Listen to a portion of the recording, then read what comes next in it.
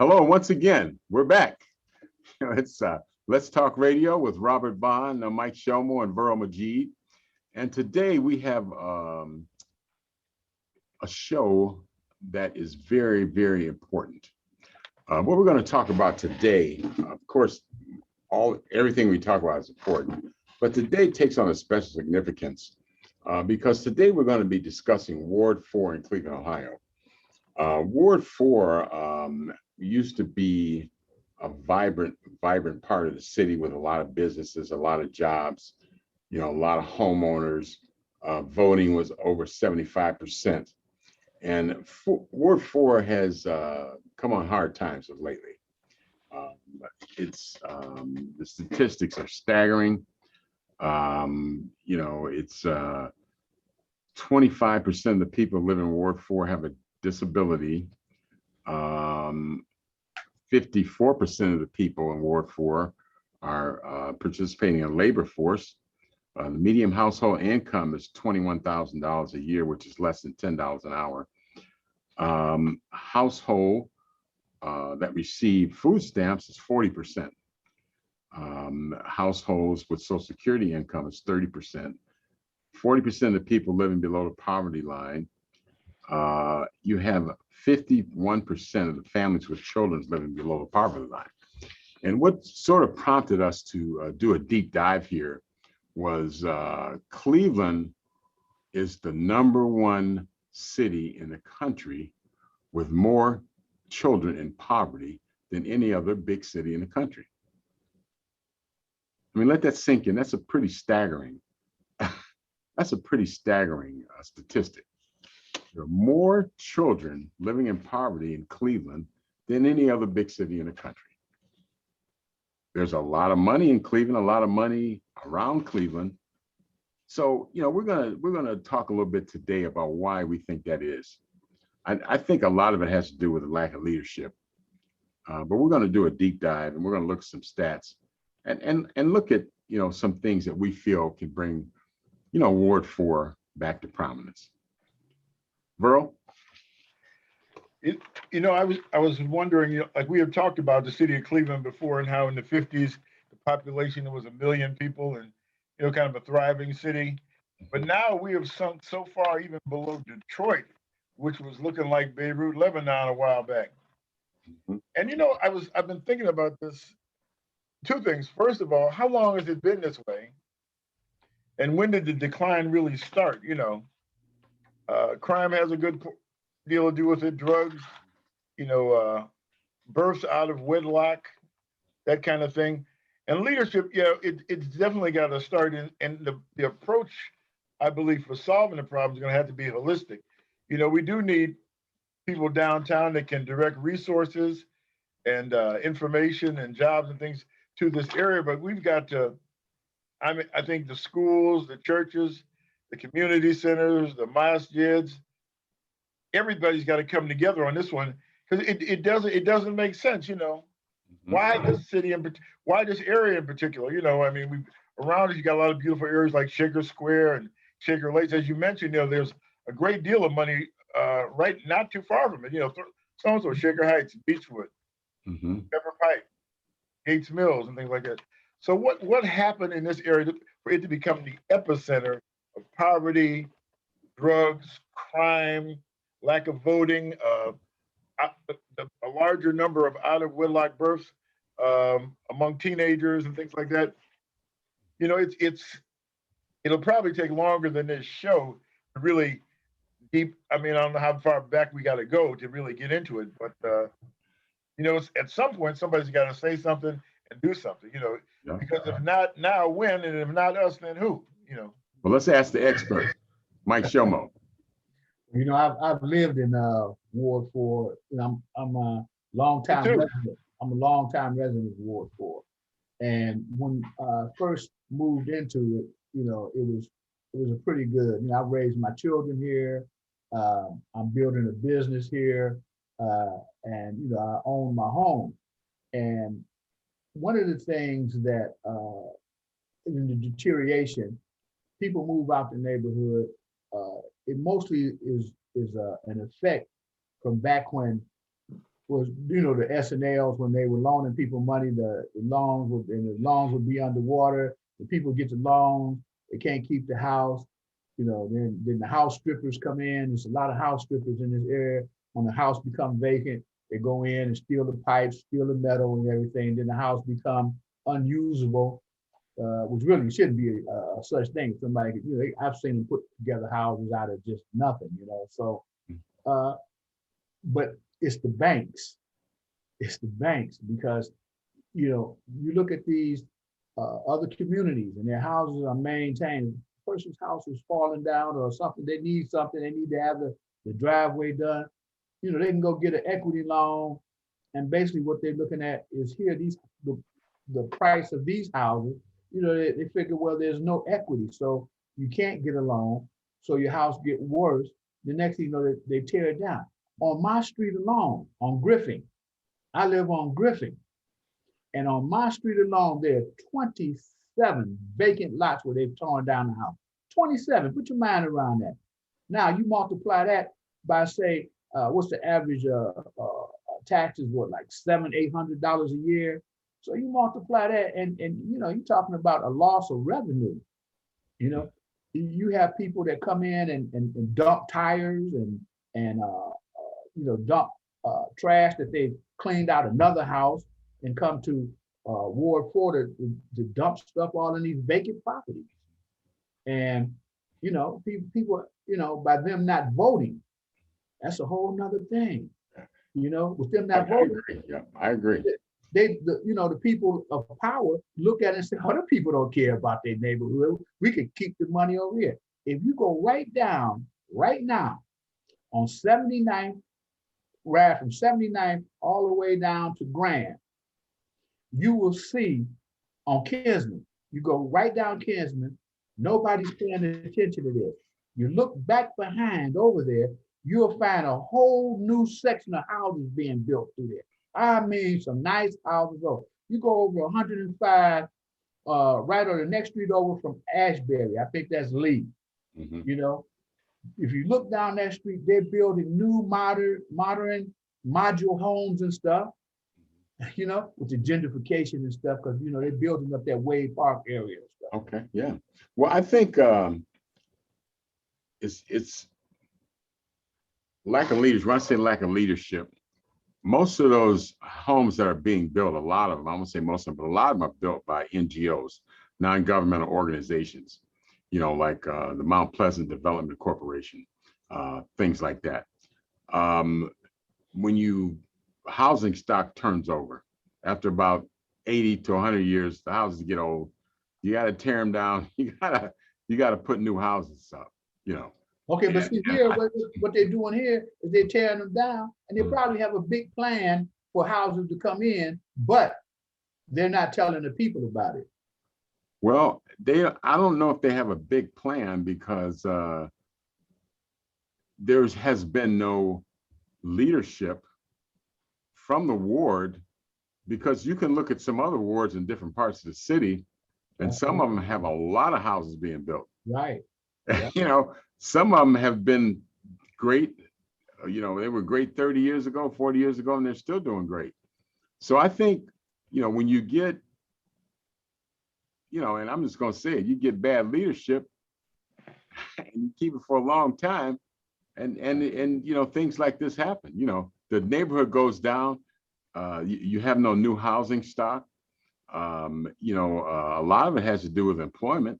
I mean, you have no, you know, Ward 4 used to be, there were so many jobs back in the day, you know, that was available in Ward 4. I mean, it was a vibrant community. Right. I remember Buckeye. You remember how Buckeye used to be? You shop on Buckeye. You should, you know, have nothing but small businesses from what was it, Southmoreland to 116th. Yeah. You know, nothing but businesses. You know, I mean, businesses of every kind. I remember on Kinsman, I mean, there were a lot of smaller factories, smaller companies, you know, off of Kinsman that you can go and work at. So people in a neighborhood had the opportunity to make money and buy houses. Right. I don't know if that opportunity still exists. And I think there's been no effort on the part of the leadership to make, Mount Pleasant, to make Ward 4, return to its glory days. I used to be on 131st and Kinsman, man. I mean, it was, that's where, you had the Kinsman Grill. That's where you could see the latest bands. That's where the Daz Band was born, right there, the Kinsman Grill. You had, every shrimp boat. You had all kinds of businesses. Yeah, Realty Company. Remember they had LT Huff Realty. Yeah, LT Huff Realty. The bondsman and the pool room. And yeah, you had the auto parts store. I mean, you had businesses all up and down the street. Right. And people Dr. Turner, Franchino's Hardware. Oh yeah. Johnson's Son Drugstore. Yeah, Goodman's that's right, Delicatessen. that's right. Sally's, yeah. Small businesses were thriving. Shrimp boat, that was one of my favorites. But you don't have that now, and you don't have leadership that's trying to do anything about it. But if you look at some of the other wards, Ward 1, Lee Harbor is not like it used to be, but it hadn't fared quite as bad as Ward 4. Yeah, well, I think you've had more with the Lee Harbor, what is Lee Harbor Development Corporation? Right. Yeah. Well, that was one of the things here. We had the Buckeye development, but remember we had Mount Pleasant development too. Like they were just the head of that, John Hopkins. He was just arrested right along with Ken Johnson. Yeah. Well, they were crooks. They were stealing the money, and that's what happens when you get crooked politicians. And I mean, let's just call it what it is, man. Okay. You get crooked politicians that's keeping the money for themselves and not doing what they're supposed to do in terms of reinvesting in the community. This is what happens, man. Well, see, the thing that they did is that there was a lot of issues with the downtown, and they the development of downtown and closing it off and doing that. And we know what they're doing downtown. We know what they're doing. And the thing is that it was said, and that a lot of the councilmen went along with Mayor Jackson, for whatever reason, to concentrate on downtown, and then one day promise that we'll get into the neighborhood, don't we? But we got to get downtown together first. But I was told years ago, back in the 70s, one of my mentors, Mr. Fred Gillette, he told me, he says, he always called me Mike. Michael, I'm gonna tell you, see what's gonna happen is they're gonna get all you people to move out here to Shaker, Bedford, and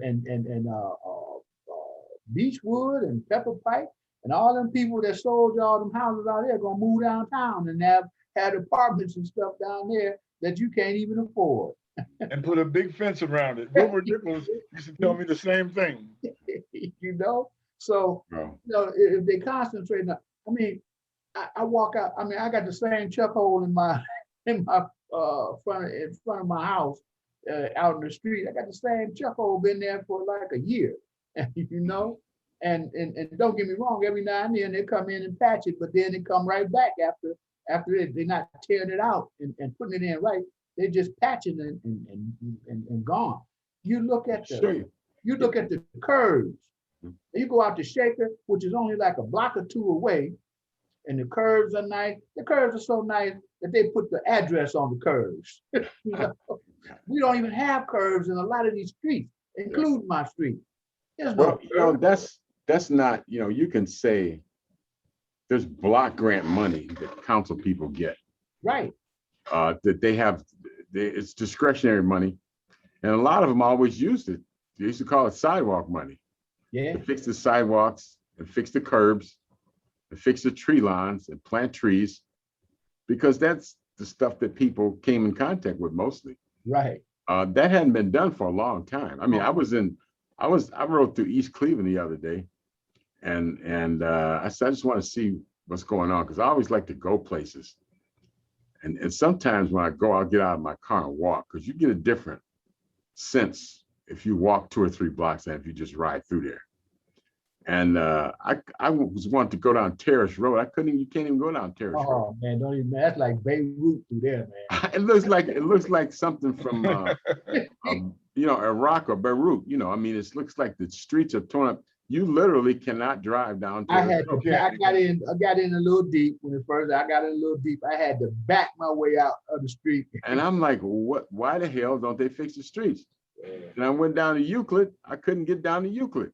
Yeah. I had to go down to South Taylor. And I finally got to Euclid. And part of Euclid, you couldn't go down the street Yeah. because of poor I talked to the leadership. mayor out there. He is fixing some of the streets. He got some federal money and he is working on Euclid Avenue. Who's the mayor Hopefully, there now, by the way? Who's the mayor? Brandon King. Okay, okay. Yeah, I mean, he's obviously not going to fix it. But when I talk about a lack of leadership, I used to work at GE in Nela Park back in the 80s. Mhm. 10,000 people. You know, it was like a vibrant community. It was It was almost like a little city. It was I like worked a out there in city. the mailroom in the 70s. Yeah. It was like a city, man. We had our own bank. I used to go swimming at lunchtime, play basketball. They had the grill going every day at lunch, you know, and they subsidized the food. So for $2, you could buy enough food for lunch and dinner.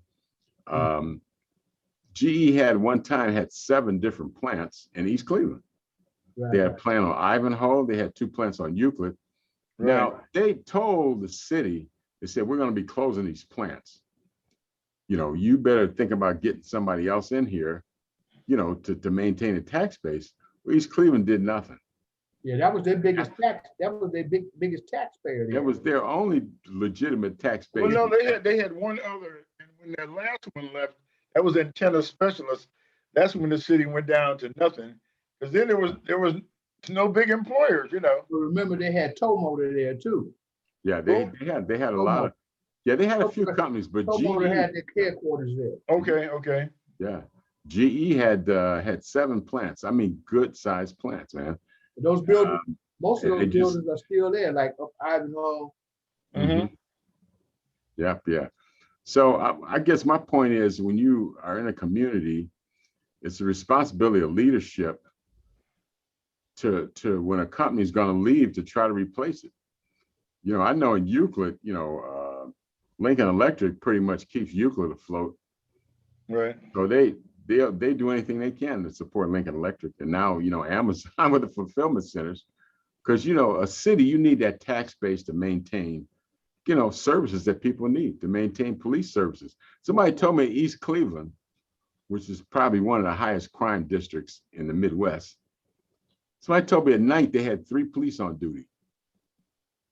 That's crazy. They didn't even have a working fire truck at one time. I remember I lived in East Cleveland for a while. Yeah, I mean, I think Beechwood or Maple Heights, or somebody gave them a fire truck Yeah. because they didn't even have a fire truck.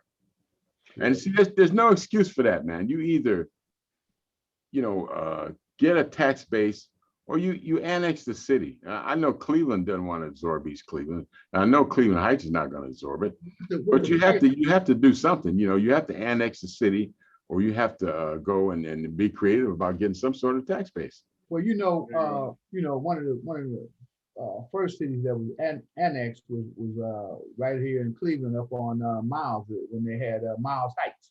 They had their I own, remember that, yeah. they had their own mayor and everything, and then they annexed. But the thing about East Cleveland is that Cleveland wanted East Cleveland.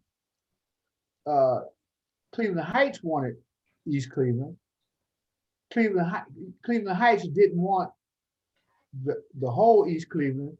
They just wanted to go down to Lee Road, which a lot of people don't know that in East Cleveland, the tax base is up there on Monticello, through there around in that area. They have some really nice, you know, $100,000, $200,000 homes up there. Yeah, they know? do. Yeah. And Cleveland, they wanted it, and they wanted that tax base also. Mhm. So they say, hey, we want to take East Cleveland. We want up there. Cleveland Heights say we want it, but we don't want the we don't want the run down East Cleveland. All we want is the tax base. So that's been the fight about the whole thing. Yeah. They've been trying to hold on to it, but it seems like every time that something comes up, you know, they have a thing now with the former mayor Gary Norton, and you know they it got him being scrutinized now. I don't know what he did or how he did it, but they were saying that he did some funny stuff there. And then Ottawa, he had Every mayor they had went to jail, didn't they? right. And the I judge, mean, the judges, the mayor. everybody, man. It's like, it's Yeah, like Highland Park, Michigan, only worse. Huh? yeah. But back to Ward 4. I think a lot of Ward 4's problems, the reason I tend to blame it on leadership is because you have other wards in the city that were vibrant that haven't gone down like Ward 4. That are doing well. That are doing very well. I was just over in Huff a couple of days ago. They're building new houses over there. Huff. I mean, imagine that, Huff. Oh, I lived in the Huff area too, Ansel Road and 82nd. Well, Huff, that brings up a good, yeah, Mike, that brings up a good point too about Huff. Huff at one time, they were like Ward 4 is now. Right. Ward 4 is now. Mhm. And Fannie Lewis single-handedly went in there. She had a vision and a mission. Mhm. She knew how to get with business leaders and people and attract money. And she said, if they're going to come in there and build anything in her ward, it had to look like it came from the suburbs. Right. That's the kind of houses they have. She demanded it. She also has the Huff. She was an amazing person. The Huff Area Development Corporation. But Fannie spearheaded all that, man. She controlled if you got a contractor came in and built anything. She was tight with George Forbes, and I mean she would not allow it. Well, one of the things too. That's called leadership. That's called leadership. Right. If it was like she's like you want to build another beer and wine store? Not here. Right. She would if she would say, my people don't need that, or we don't, this is what we need. And that's the same thing that we have to do in Ward 4, and I'm going to fight for that too, because see, there are businesses here that need to be upgraded. We need to find money for these people, for need to upgrade these businesses, have nice looking storefronts. There was a store, in fact, it was a little restaurant, nice little restaurant, but the door was so raggedy. I'm saying, I'm surprised anybody just kicked that door in. Eventually, the door fell apart, and but they bought another used door. And I'm saying, these are, you go to Lakewood, you go to a lot of these, you go over to Larchmere, which is what, a few blocks over. Larchmere is like another world. Beautiful. I believe that we can build Buckeye to mirror Larchmere. Why not? It wouldn't be a problem. And see, this is the thing that people don't understand. You got more business, you got more tax base, you got more police protection. You got more. When people talk about moving it, they want to know the amenities. What's in the neighborhood? The amenities. Is there a laundromat? Is there a place where I can get my food? Is there a place where I can go to the show? If you look on Buckeye, they have. Well, remember when we came up, every neighborhood had their own theater. Every neighborhood had their own theater, and you can still see traces of that. So we got remnants of the old, and the new is not looking that good. And I think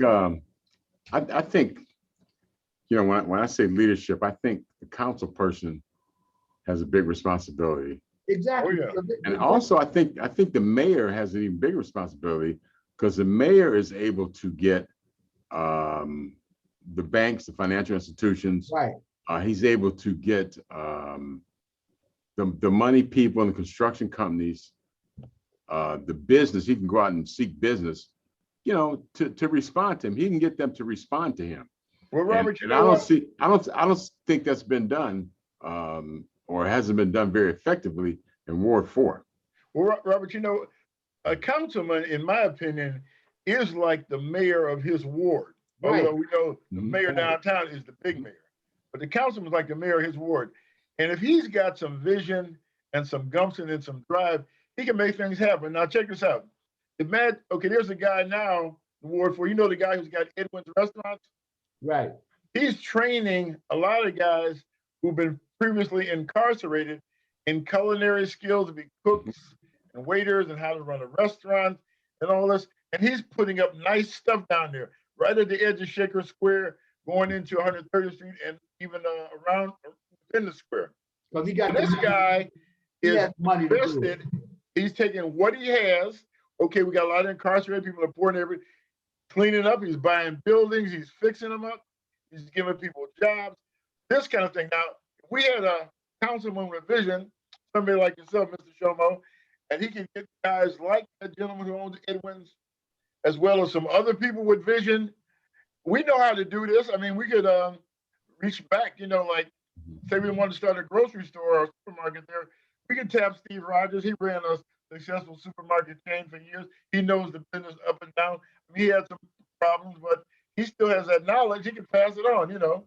Well, see, that's the thing that I believe is that that we could tap in to the people in our. So we've got these people who are retired that have done some things in their life that can help the community, and that's the thing, to get the people together and get them into a working mode and coming up with the solution, you know, to make it better.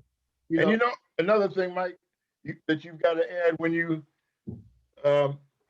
make that move, we need good security there. We're going to have a police presence because there is a fair amount of crime there. And that's another thing, people who would consider moving into the neighborhood, you know, it's funny, like we're talking about the Larchmere area, or if you're on the other side of Shaker Boulevard, traveling north, that's very desirable. You can hardly find any vacancies. People are moving in there. But once you get across the other side going toward Buckeye, we got major problems, you know. Mhm. So we got to address that. And security and a police presence is a big part of it. You know, we talk about defunding the police, but we just there has to be a reallocation of resources, but we still need the police. Well, you know, the whole police, it just goes back to when they first started, because the police actually came out of slavery. You know, they were hunting, you know, They were slave catchers. They were slave catchers. Slave catchers Yeah. and stuff. And then after the slave was abolished, then they, you know, those became police officers. You go to the gangs up in New York. I know you've seen the movie, The Gangs of New York, but you know, they had gangs and stuff. So the Irish was the ones that, you know, they said, well, okay, let's police all these people and let's do this. And so they became the police officers, the Irish. That's why still, you know, the Irish are in there. It's their heritage for being the police and stuff. So, you know, the police has a lot to do with it. All, you know, and you know, the pickup and the police presence, and you know, now they have these things, these devices through Ward 4, where they can pick up gunshots, and because you know they put up, we hear gunshots all the time, and the police will come in and they want to know where they came from, and say if you know, give them a call. They hang a door hanger on your door, you know, say what time the gunshots were and everything. So, you know, why are there gunshots? You know what's going on? But it takes the leader to find out what's going on, what's really happening.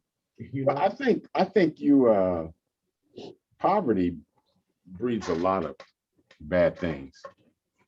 You know, when people, when people, I know when we were early 20s, you know, most of us were either in school or had a couple jobs, but we really didn't have time to go around shooting guns, man, because we were too tired. Right. I'm working, you know, but I think, you know, with the, you have the whole drug problem, and all of this. I'm not going to say it's a result of poverty. Poverty doesn't help it, but I think that's a conscious choice that people make. You have gangs. And see, the police, they could stop this tomorrow if they wanted to. If they really wanted to, they could stop it tomorrow. But the people probably wouldn't like the way they stopped it. You know, the police have become, like right now, they just become they takers of complaints and stuff, and they just do a lot of paperwork now. Yeah. Well, you know what? I think I don't want to, police have a hard job, Well, without a doubt, without a whether doubt. they're black or white. If you think they don't have a hard job, you can request to go on a ride along, or you can get a scanner and listen to some of the stuff that they go through. Oh, I understand. I'm not. And I think, I remember New York Times Square back in the 70s. You go to Times Square and it was parked 3 and 4 cars deep with prostitutes and drugs. It was prostitutes and it was drug dealing all around Times Square. Right. I mean, it was a pretty bad place, It was cleaned up. And you know how they cleaned it up? Stop and frisk. That was Bloomberg's thing, wasn't it? It started before Bloomberg, but I'm saying that's how they cleaned it up, man. They cleaned up with stop and frisk, and now Times Square is one of the safest places in the world. Mhm. But the price that was paid, people felt like the price that was paid was too high, with stop and frisk. That's why I'm saying the police, if the police wanted to and the community wanted to, they could stop crime in the 4th district tomorrow morning, man. But people wouldn't like the way they, you can't, say, come on, guys, don't sell drugs here, please. The way they would have to do it, people don't want it. So you can't, I don't want to say you can't have it both ways, but it's a mixed bag, And for business to come in, no business is going to come into an area where the people have to worry about getting shot on the way to the car. Exactly. I used to work at 93rd and Kinsman. It was a paint company. And I used to work in a paint lab. In the color lab, this paint company, I forget the name of it, but it was right on Kinsman past 93rd. But it was so bad, man. You just about have to take a gun to walk across the street to McDonald's to get your lunch. Yeah. And finally they had to close because it was too much crime. What was it? That's what I'm saying, man. I mean, you know what? As bad as it is, we may have to do that to get Trimco. It was called Trimco. It was called Trimco. I remember Trimco, yeah. Yeah. And they had to close, man, because of crime. But that's the thing, we may have to use some extreme measures for a while. I mean, as unpleasant as it is, because look at in China, when Mao took over, he wasn't playing, man.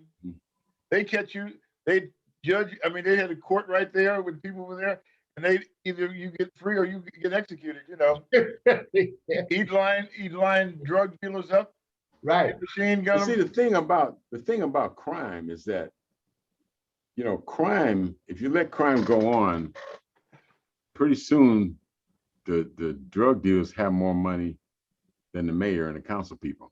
Right. And so they're able to do things and buy people off so they can keep doing what they were doing. You remember back in the 60s, the mob was more powerful than the CIA. The CIA wanted to hit somebody. They wanted to hit Castro. They called the mob. Yeah. You know what I'm saying? And that's what happens in a lot of countries like Colombia. If you let crime get out of control, they'll end up running the country. Right. And what the thing about crime is, it's really a symptom of other things, people's misery and what have you. And it grows out of that. But like you say, if it goes too long, it just takes on a life of its own. And then it becomes bigger than the problem and the solution, Yeah. Well, a lot of it is due to people not having jobs and not having money. That's the misery, yeah. It's hard to blame a guy for trying to feed his family. Right. But you know what? You can't justify some of the things that they do. You can't justify selling crack in a neighborhood and say, well, I'm just trying to feed my family. That's no justification. You know what I'm saying? Yeah, because you're hurting some other family, Yeah, you're hurting some other families, yeah. Right. And you're not gonna feed your family too long because you're gonna be dead and in jail in 2 or 3 years. And so they'll be on their own anyway, But I think the government has a role to play. We can help out. They need to make alternatives. Yeah, they need to make alternatives. I mean, that's one thing to say. I'm excited about Biden. If he does this infrastructure project, there'll be all kind of jobs, construction jobs. And the thing about construction, when you have construction jobs, you have a lot of other spinoff jobs from that. Right. You know, the construction workers, more construction work. If you look at an area, I mean, you just look at University Circle. You know what got University Circle really going? Was the construction. Well, see, that's the hospital's business is construction. Yeah. Yeah, it But really the is. construction spurred a lot of other businesses. It Right. spurred people wanting to Because move the in there. hospital makes so much money, they can't show a profit because they're nonprofits. So what they do is that they just keep building with that money. They just keep building and they do research. You know, I worked in the hospital for years, so Yeah. you know, that's where the money goes. Yeah, construction workers. I mean, there's a lot of jobs that creates jobs for truck drivers. It creates jobs for pipe fitters. It creates jobs for, you know, restaurants. They got to eat. It But creates see, jobs for Uber. You know, so a construction is sort of a job generator. You know Well, what I'm saying? Hey, I agree with you. You know, and construction jobs are well-paying jobs too. They're not They are too. Yeah. minimum wage, they pay well. But Mhm, one of the problems we had, mhm. and I found this out from Quentin Durham, who had a school where he was teaching our guys construction trades. These contractors were going to West Virginia Mhm. to import people from outside of our community, Mhm. mostly Caucasian, for these good paying jobs rather than look right within the community. Well, remember back But in a lot of those jobs require a certain expertise. Well, well, I'm just saying we So, can so that also goes back to like the education thing. You got to educate. When Mike, when we went to Shaker, you could take auto mechanics. right. You could take calculus. You could take woodworking. You could learn how to be an electrician. They had those trades in Cleveland schools too. They had But, that in but Kennedy. wait a minute, let me tell you, Back this is what they did. Because if you notice, you see the buildings being built in the houses and stuff. You don't see that many black people on them crews. You don't see No, that. Yeah, I drive past the crews and I holler, hey, where the black people at? You know? right. But see, Well, yeah. but wait a minute. See, the thing is that before they killed affirmative action, back in the late 70s, 80s, around in there, they had the state of Ohio had a thing said it was House Bill 584. And I was doing cleaning contracting and stuff then. That meant that like 20% of the jobs had to go to minority contractors. Now, Okay. and then what they would do is that they wouldn't give, they have to hire somebody like Turner Construction. You had to hire some minorities. You know, they have them out there, you know, moving stuff, and you know, they wouldn't let him really get into or train them to do the trades. Now, Cleveland Public School, because I was one of them shop guys from Addison to all the way to Shaker. You know, I was one of them shop guys. But they took shop out of the Cleveland Public Schools, and what they did is that they increased it in the suburban schools. Instead of calling it shop or mechanical drawing, it was called construction tech. See, a lot of these guys they showing the people not only how to do things, how to put how to make a building square, how to make a wall square. They're teaching them how to estimate the job, how to hire, how to fire, and that's why they become bosses. And you know, and then they say, well, okay, then you hiring these other people, and then that's how the system is gone now, because you don't see that many black contractors anymore. You don't. But see, this is the thing.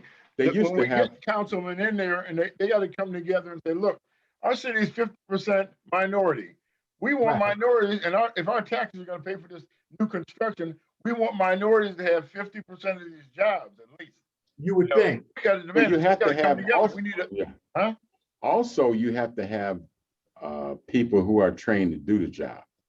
Yeah, you know what I'm saying? You can't be a journeyman pipe fitter in a year or two, or you can't be a construction high voltage, electrician in a year or two. It Right. takes time to train. There used to be a guy named James Braxton that used to train. He was a black guy, and he used to train people, get people in training programs. See, a lot of that kind of stuff has gone away now because of the lack of leadership. Well, that's what we got to bring back, man. That's what we got to bring. Yeah. Well, you Well, I have mean, to, but you that's have what to we're gonna start train now. people. Yeah. Most construction jobs now are kind of specialized. It's not like it used to be where you could just be, hey, I'm gonna work hard, we'll go over and help so and so. Most construction jobs now, because they make so much money, you got to have a union card and you have to really specialize in doing. You got to be a carpenter, you got to be a pipe fitter, you got to be an electrician, you got to be a millwright, you got to be a truck driver, you got to be a cement finisher. But see, Robert, that's so you know what? Got to be a drywall installer. Yeah. Robert, how do we get to that point? We got to get with the school Train. board. We got to get with the councilman, Mhm. mayor, You have and to say do it. we got to put together a plan. So we You say in have to. 3 or 4 years, we'll take these kids who are in school 9th grade now. When they come out 12th grade, they are ready. Maybe they don't want to go to college. They want to work with their hands or whatever. We want them to have some skills. Well, I think, working vocational school Yeah. has almost like become a bad word. Everybody wants to go to college prep.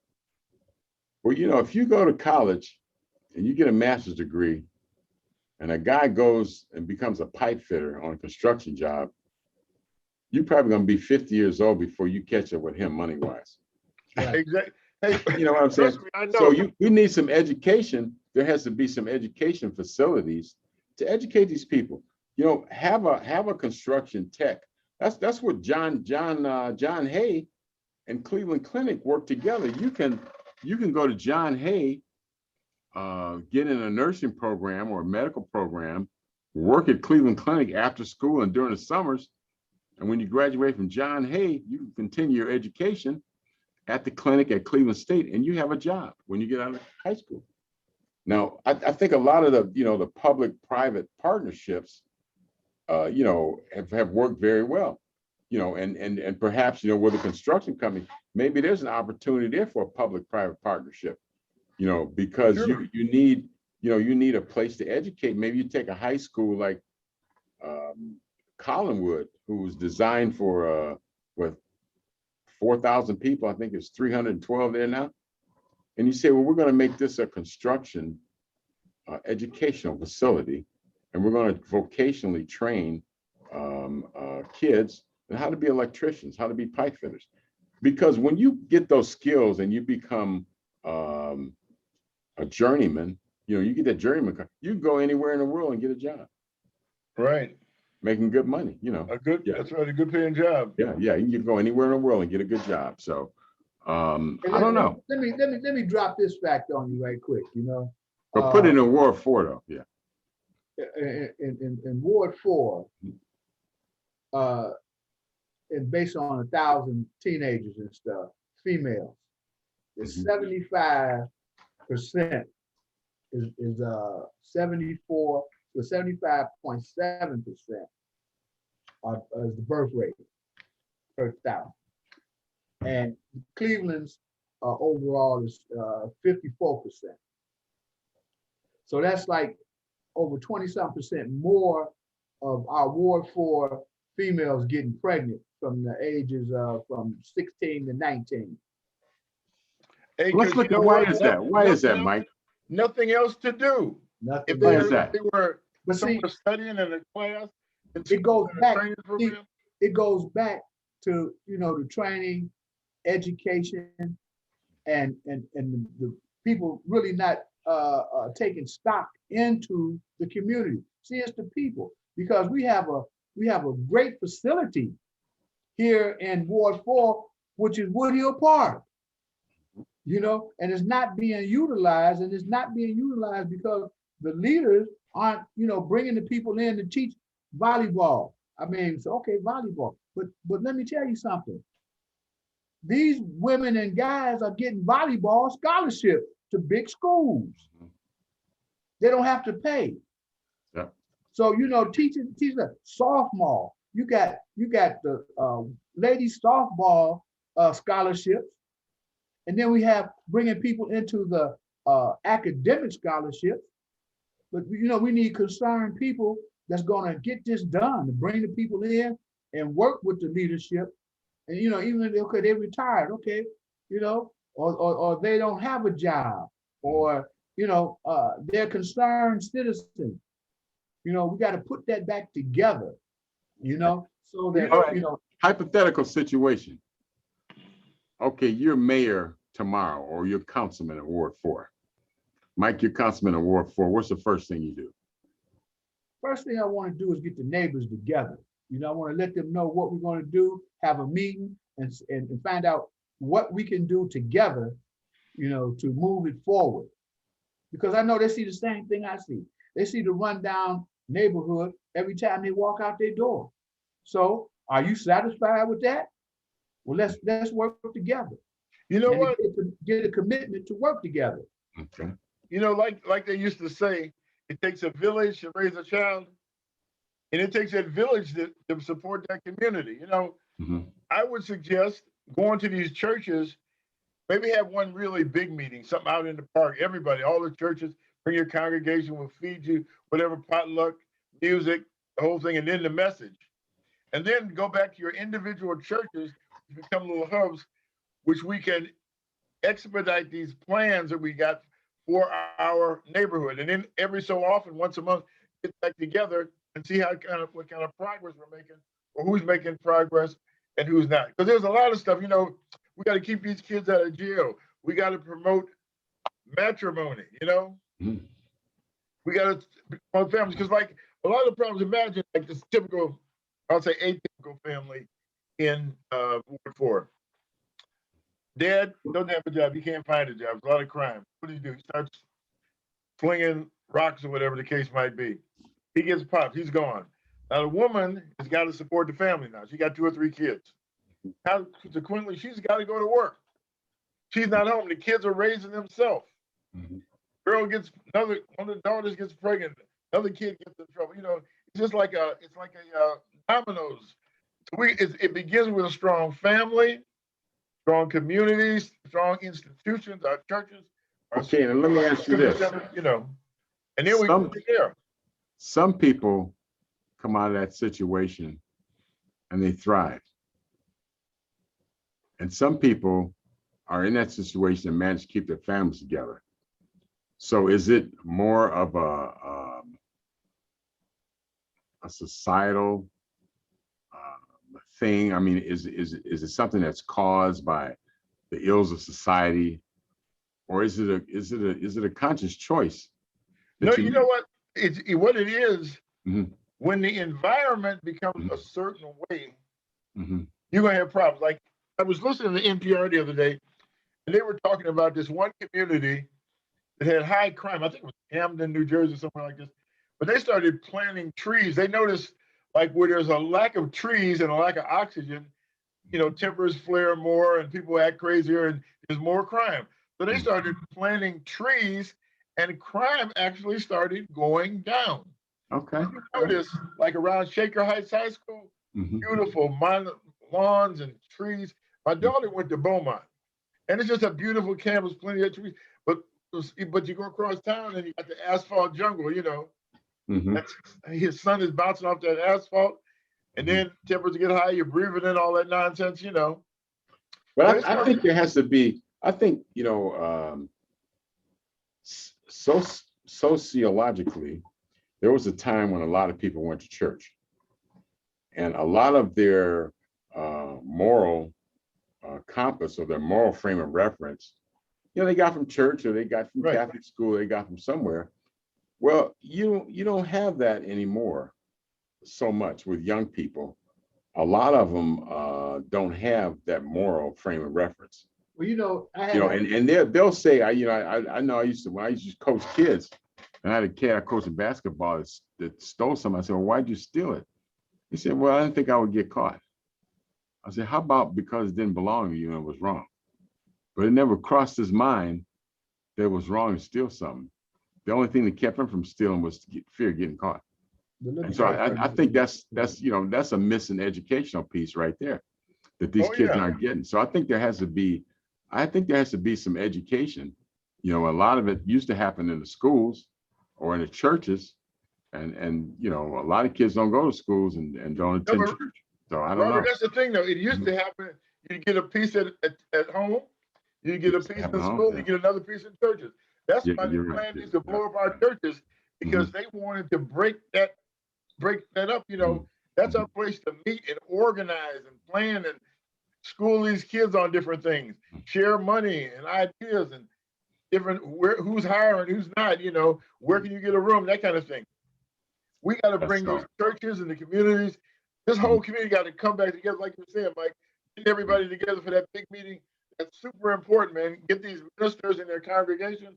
Say, hey, it's like when Stokes came in. He said Cleveland now. He had a plan for the city and for the African American part of the city. So now we gotta. I think we've had that. We went through that cycle, and now it's time to come back up because if we go any further down, we'll be extinct in a few years. Yeah, Ward 4 is pretty bad. I had a conversation with Khalid Samad, and we were talking about different things. And I said one of the most important things. So we came up, we did some things, and we had respect for our people. But see, it's a lack of code of ethics. The code of ethics was not passed down. That's why you see these cats, they turning over people in their wheelchairs and they're robbing older people and stuff. You just don't have a code of ethics, They don't have any more moral frame of reference. Right. We used to get that. I mean, used to get that in church, used to get it at home. Right. And now they don't get it anywhere. So I don't know. I think you have to, there's an educational piece, I think, that goes along with this. Right. I mean, you have to educate people in school. Yeah. Because just the threat of going to jail is not going to deter a lot of people. It don't even scare them. Don't even scare them. Yeah. My grandson told me, he said, he's doing something. And said, man, I ain't scared to die. I said, you should, dude. You should be. Dude, you ain't right with God. You should be scared to die. You should, yeah. Like you puffing up your chest talking about, I ain't afraid to die. You should be. Because God will have something for you. Yeah, they're not afraid to die till they get shot up. Right. When they bleeding out there and they bleeding out and they be talking about, oh, God, save me. Please, God, help me. Yeah. So, but I don't know. I think Ward 4, I think the wards, in Cleveland that really need the most help should have the most focus. Right. And I think the mayor, and if there's some, hopefully the next council person from Ward 4 will have the foresight and the gumption to get the mayor involved, to get leadership involved, to get the business community involved, and let's bring Ward 4 back. And not be scared to advocate for the people of Ward, not be afraid. Like, it's like, hey, what you gonna do to me? You gonna shoot me down here in City Hall? This is what I need for my ward. If you can't give it to what I gotta do, I gotta go see Biden. Who I gotta see? I'm not taking no for an answer. Right. And I think you have to make the ward safe, because before people move, you have to make it desirable. It's like Huff is one of the safest places in Cleveland now. And you remember how it used to be back in the day. I mean, Oh yeah, riots on Huff. It was a pretty rough place, man, back in the day, But it's one of the safest places in Cleveland now. Right. Because they've gotten rid of a lot of the liquor stores. They have new home construction. And see, home construction does a lot of things, man. You can take a section, just like there, where they have the new homes on off of Kinsman across from the police station, right before 93rd. I forget the street that goes around it. I know you're talking about by the park. Yeah, by the park. Yeah. Yeah, down behind Aldi's, all those new houses. Yeah. Those are some nice homes, and they changed the whole flavor of that neighborhood. Yeah. Where the reservoir used to be. Right. Yeah. That's why it's called Reservoir Street or some Reservoir Boulevard or something. Yeah. The big reservoir they tore that down and built houses right there. Yeah, and that changed the whole flavor of the neighborhood. So I think a lot of times home construction goes a long way towards bringing the neighborhood back. Right. Oh yeah, because whoever buys that home is invested. But let me tell you, they're anchored into that neighborhood. If you remember that when they started building them $500,000 and $300,000 homes down in Huff, remember the houses next to them and down the street, they were able to get low interest loans to put siding on their house, to upgrade their houses too. So that's it, because see, these people say, well, okay, why am I building a $200,000-$300,000 house down here in Huff and this place about to fall down next door to me. So they started fixing those, and that's what happened here. You know, that if they start putting, more houses and stuff, and the banks will start lending, because the banks will have that investment of $300,000, $400,000 house, and then you say, well, okay, then this is making my property go down. Well, what we're gonna do is we're gonna loan them some money, 1% or no interest loan, and let them fix up their house too. And I think, like you said, you have to do it. You have to look at an area. It can't just be 1 or 2 blocks. You have to look at a whole area, and you have to develop the area. And I think also you have to, part of it is training these kids to be productive members of society. Yeah, that's because some of the young kids now, you say, well, what are your long-term plans? Well, I don't know. I got that covered. Don't worry. I don't know. I got it covered. Because I like the idea of some sort of vocational training center, because everybody doesn't want to go to college. Everybody's not going to go to college. Now, quit giving my people. Give me my competition ideas, man. Yeah, but Ward 4, man, we gotta get Ward 4 back to how it used to be. I remember how it used to be, man. It was it was safe. It was a lot of jobs. It was a vibrant community. And it's going to be that again. It's going to be that again. Yeah. So I stake my reputation on that. Okay. Well, it's going to be like that. Said, like we said, you can talk all you want, but it's time to. Me. Eventually, the time the rubber got to meet the road. Hey, Mike, I will wear out 5 pairs of shoes. Because I'm a walk. There you go. Hey, Mike, if God gives you the vision, He'll give you the provision. So just keep it in mind. Keep that picture in your mind. I appreciate it. You got it. Okay, well, once again, our time is up, and we certainly thank you for yours. But this is a conversation we felt that we need to have because Ward 4 is on its way back. It's going to be on its way back because the days of, back in the day, community went down, everybody just moved. But people are tired of moving, and, if you live somewhere, like Drake says, the grass always looks green on the other side of the fence, but it'd be green on this side if you water it a little bit. Right. Well, let's water the grass in Ward 4 and get Ward 4 green again. Ward 4 is a piece of dirt like everywhere else, Yeah, it's a piece of dirt like everywhere else. Yeah. Let's get it green again. So, with that, any closing thoughts, Mike? Well, it's just that, y'all stay tuned and, keep everything together. And we're going to find out, and we're going to be addressing a lot of these things we talked about today. Okay. All right. Well, any closing thoughts? As I always say, coming together, unity, it takes teamwork to make the dream work. So let's start in Ward 4. Okay. All right. Well, once again, we, like I said, our time is up, but we thank you for yours. And until we meet again, which will be next Monday at 7 o'clock. By the way, this Wednesday, we're having a show on finance. It'll be every Wednesday from 7 to 8 o'clock.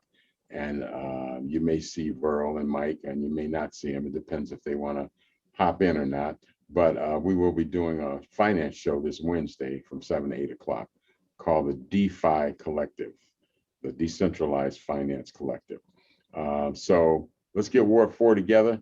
I think Mike is going to have a position paper coming out, or a white paper on Ward 4 or something pretty soon. And I'm interested to see what's on it. And hopefully it's a roadmap for kind of getting back to where it used to be, or make it better, make it better than it used to be. So with that, I'll say wear your mask, stay healthy, and see you next week. Take care. Thank you. Thank you.